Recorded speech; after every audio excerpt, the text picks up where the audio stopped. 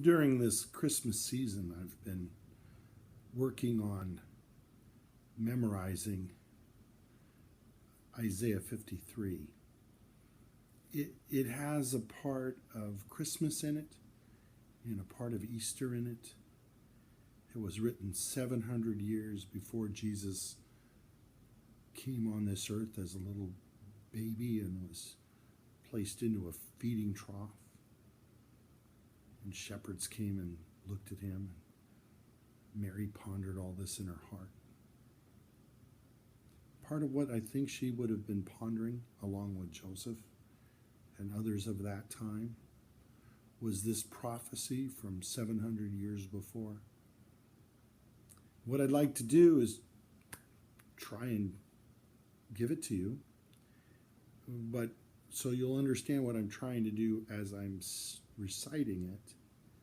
I'm trying to separate out and emphasize the different players within the verses. We're in that, you and me. And then there is this one who takes away the sin of the world. And there is the Lord. And there are people of his generation when Jesus was on the earth. They're mentioned. So it's an interesting process. I think by slowing it down, we can get a lot out of this. It begins, and I'll just make some comments on the first verse, and then I'll just go through the whole thing. And I'll probably look down a little bit here if I lose my place, so I don't want to mess this up too badly. Begins with a question. Who has believed what he has heard from us? What does that mean? Who is us? Who has believed what he has heard from us, the prophets, others? Who's believed? And to whom has the arm of the Lord? Arm of the Lord. That's the strength of God. That's the way God acts in the world. It's not the arm of man. The arm of man is violent warfare, shoot bombs. God is much deeper and more profound. He's trying to capture us in our heart, not physically. He wants our allegiance. He wants our love. So, to whom has the arm of the Lord been revealed?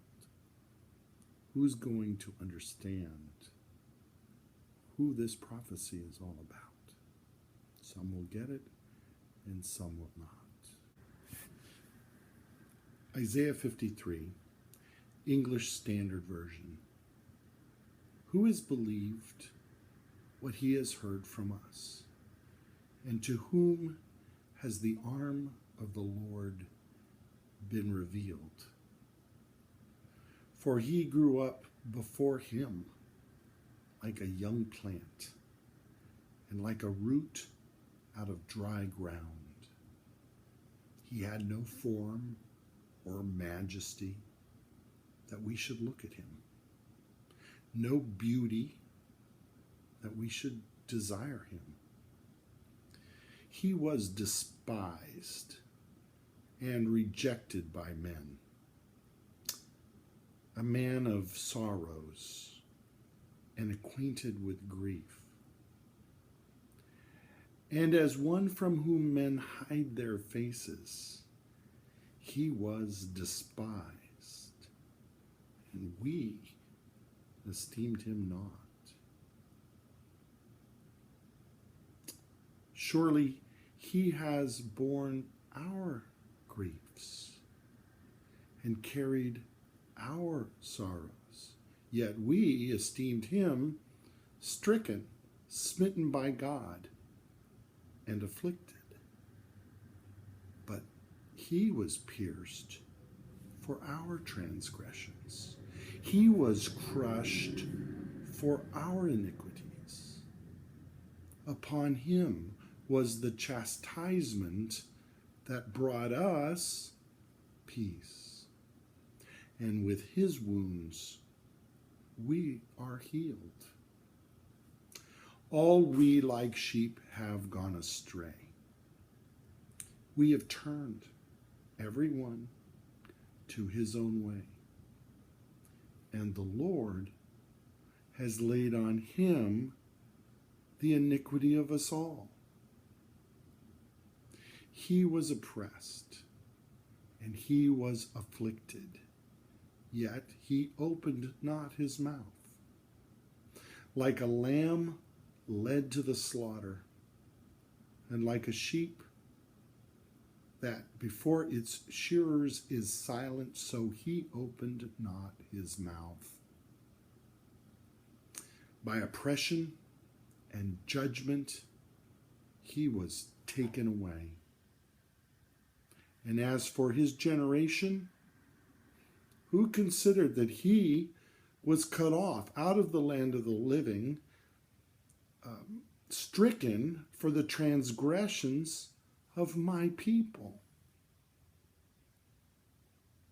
And they made his grave with the wicked and with a rich man in his death, although he had done no violence, and there was no deceit in his mouth.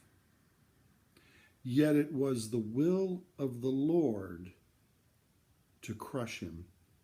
He has put him to grief.